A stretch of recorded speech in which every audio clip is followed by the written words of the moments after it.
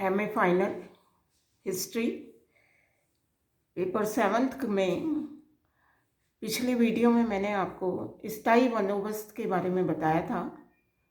देखिए, हमने ये देखा था कि जब कॉर्नवालिस भारत आए तो उन्होंने भारत में भू राजस्व व्यवस्था जो थी उसको ठीक करने की कोशिश की, और वो एक ऐसी भू राजस्व व्यवस्था कर देना चाहते थे जो स्थायी हो। बार बार उस नीति में किसी भी तरह का कोई परिवर्तन वो नहीं चाहते थे।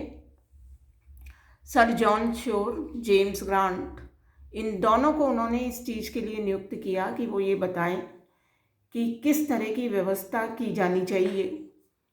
जब पूरा उन लोगों ने सर्वे किया तो उनके सामने 3 बड़ी समस्याएं आई। पहली बात तो ये आई कि जो भू राजस्व व्यवस्था है, जो लगान निर्धारित किया जाए, वो किसके साथ किया जाए, जमींदारों के साथ किया जाए या किसान के साथ। दूसरी जो क्वेश्चन था वो ये था कि लगान कितना निर्धारित किया जाए, और तीसरा प्रश्न ये था कि जो लगान है वो कितने वर्ष तक के लिए किया जाए, 5 साल के लिए, 10 साल के लिए, या परमानेंट किया जाए। तो देखिए, सर जॉन शोर ने ये माना कि भूमि का जो स्वामी है लंबे समय तक जमींदार ही यहाँ पर भूमि के स्वामी है, तो हमें जमींदारों के साथ ही ये बंदोबस्त कर लेना चाहिए। किसानों को कोई इसकी जानकारी नहीं होती है। तो दूसरा, कॉर्नवालिस भी जो था वो मैंने आपको पहले ही बताया था कि वो भी जमींदार घराने से था, तो उनका झुकाव भी सर जॉन शोर की तरफ ही था कि हमें जमींदारों के साथ ही व्यवस्था कर लेनी चाहिए। भू कर संग्रह कितना हो, तो ये 1790-91 में जो भूमि का संग्रहण हुआ था उसको उन्होंने एक आइडियल मान लिया, और उसके हिसाब से उन्होंने भू कर, भूमि कर जो था उसको निर्धारित कर लिया।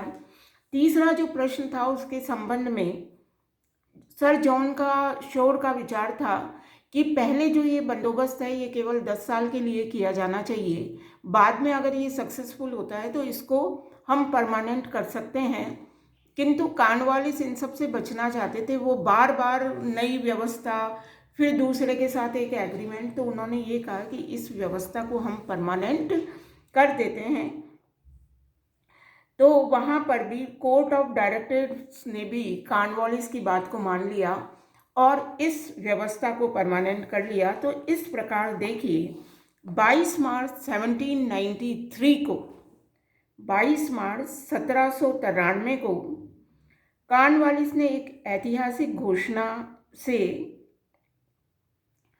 जो भू राजस्व के संबंध में विभिन्न विवाद चल रहे थे उन विवादों का अंत किया, और स्थायी भू राजस्व प्रणाली जो थी वो लागू कर दी। और ये कहा गया कि ब्रिटिश राज द्वारा भारत में जो भू राजस्व व्यवस्थाएं चल रही थी उन सब में से ये सबसे अच्छी प्रणाली थी, और इससे कॉर्नवालिस जो थे उन्होंने भी भू राजस्व में लंबे समय से जो अव्यवस्थाएं थी उसमें सुधार करने का प्रयास किया था। अब देखिए कि स्थायी भू राजस्व प्रणाली क्या थी और इसके क्या गुण थे। देखिए, भू राजस्व को स्थायी बनाने से इन्होंने जो भू राजस्व व्यवस्था थी उन्होंने, क्योंकि जमींदारों के साथ ये व्यवस्था की थी कि जो जमींदार हैं वो अब कर देंगे। तो देखिए, स्थायी बंदोबस्त आखिर था क्या, इसको पहले हम देखें। क्योंकि कंपनी जो थी वो कंपनी अपनी आय को निश्चित करना चाहती थी, तो उनको लगान की ऐसी व्यवस्था करनी थी जिससे उनको एक निश्चित आय होती रहे। कंपनी जमींदार वर्ग को भी नाराज नहीं करना चाहती थी, तो उन्होंने जमींदार के साथ ये व्यवस्था बना ली। कृषि का विकास और प्रोत्साहन भी वो देना चाहती थी कि थोड़ा बहुत कृषि का डेवलपमेंट भी होता रहे, तो उन्होंने ये सोचा कि ज़मींदारों के साथ ये व्यवस्था की जाएगी तो ज़मींदार इसके प्रोत्साहन के लिए, कृषि के प्रोत्साहन के लिए कार्य करेंगे। हालांकि ऐसा हुआ नहीं था। इस व्यवस्था द्वारा कंपनी जो थी वो व्यापार को भी प्रोत्साहित करना चाहती थी। कंपनी के पास भू राजस्व के कार्य हेतु पर्याप्त संख्या में योग्य कर्मचारी नहीं थे, इसलिए उन्होंने जमींदारों से ही सीधा समझौता कर लिया। इस समय जमींदार वर्ग प्रभावशाली था, तो उन्होंने डायरेक्ट उन्हीं से समझौता किया ताकि वो लोग अंग्रेजों के समर्थन में रहे। कॉर्नवालिस स्वयं जमींदार था, तो उसने इस जमींदारी व्यवस्था को ही उसने चुना। तो देखिए 1793 में, है ना, एक लंबे डिस्कशन के बाद, मैंने आपको पहले ही बताया कि सर जॉन शोर और ग्रांट दोनों ने पूरा बंगाल का असेसमेंट किया और उसके बाद उन्होंने एक रिपोर्ट दी। रिपोर्ट के आधार पर 22 मार्च 1793 में स्थायी बंदोबस्त लागू करा कॉर्नवालिस ने, जिसको कॉर्नवालिस बंदोबस्त के नाम से भी जाना जाता है।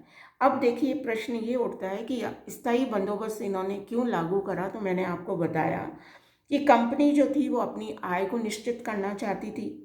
कंपनी जमींदार वर्ग को भी अपने प्रभाव में लेना चाहती थी, कृषि का डेवलपमेंट करना चाहती थी, उद्योगों का डेवलपमेंट करना चाहती थी। तो इन सब वजह से उन्होंने ये परमानेंट सेटलमेंट की व्यवस्था की। अब देखिए इस नई व्यवस्था में क्या चीज़ें थी, क्या था ये परमानेंट सेटलमेंट, जिसको हम ये कहते हैं कि कॉर्नवालिस ने एक बहुत बड़ा भू सुधार किया, भूमि की बहुत अच्छी व्यवस्था की।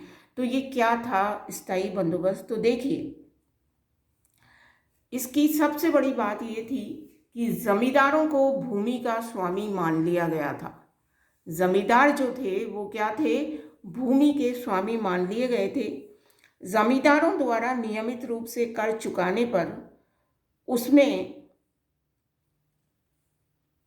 किसी भी प्रकार का, मतलब जमींदार नियमित रूप से भूमि का कर चुकाएगा, कर में किसी भी प्रकार का कोई परिवर्तन नहीं किया जाएगा, तथा कर निरंतर न चूकने पर इसकी वसूली हेतु जमींदार का कोई भी भाग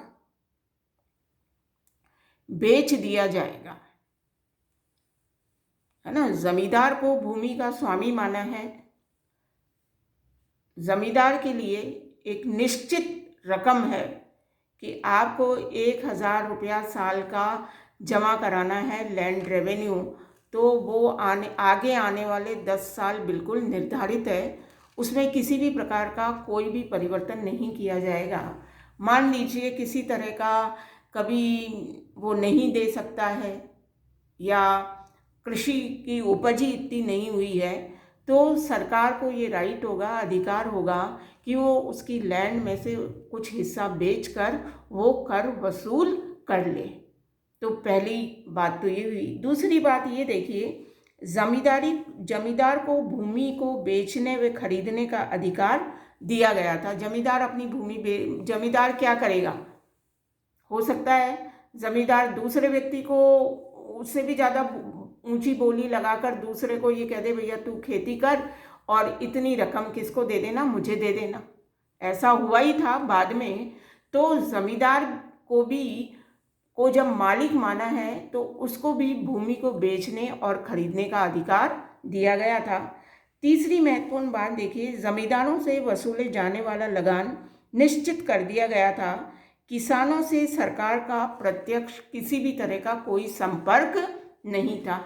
किसान कहीं भी, सरकार और किसान के बीच में कोई एग्रीमेंट नहीं था। एग्रीमेंट जमींदार और सरकार के बीच में था। किसान जो था वो डायरेक्ट जमींदार के अंडर में आ गया था। अब जमींदार से तो लगान तय कर दी गई है, अब जमींदार किसान से कितना लगान तय करता है, ये जमींदार और किसान के बीच में बात हो गई। तो देखिए शोषण जो था वो मिटा नहीं। जब कॉर्नवालिस ने जो व्यवस्था करी है उसमें उसने 1790 में जो लैंड रेवेन्यू था उसको स्टैंडर्ड रेवेन्यू मानकर लैंड रेवेन्यू को डिसाइड किया है कि 1790 में यहाँ पर बंगाल में इतना प्रोटेक्शन होता था और लैंड रेवेन्यू जो था वो इतना था, तो उन्होंने उसको डिसाइड कर लिया। देखिए, हो सकता है 90 में फसल जो थी वो बहुत अच्छी रही हो और हर व्यक्ति ने उतना रेवेन्यू देने की क्षमता रखी हो, दे दिया हो, किंतु हर बार तो ऐसा नहीं हो सकता ना। तो कम से भी कम 5-7 साल की फसल को देखकर उसका औसत निकाल कर उसके बाद उनको फिक्स करना था, पर उन्होंने ऐसे नहीं कर केवल 1 साल के लैंड रेवेन्यू के हिसाब से इसको फिक्स कर दिया। तो ज़मींदार ने तो उसको एक्सेप्ट कर लिया, पर वो बोझ अल्टीमेटली किस पर पड़ा? किसानों पे पड़ा। देखिए, उसके बाद इस व्यवस्था में निर्धारित लगान की दर 1765 की तुलना में तिगुनी थी, है ना। जब बक्सर का युद्ध हुआ था, बंगाल दोआब का प्रदेश कहलाता है, प्रॉस्पर स्टेट कहलाता है, अगर उस समय उन्होंने उसको तिगनी कर दी तो आप ये सोचिए कि किसानों पर इसका कितना भार पड़ा।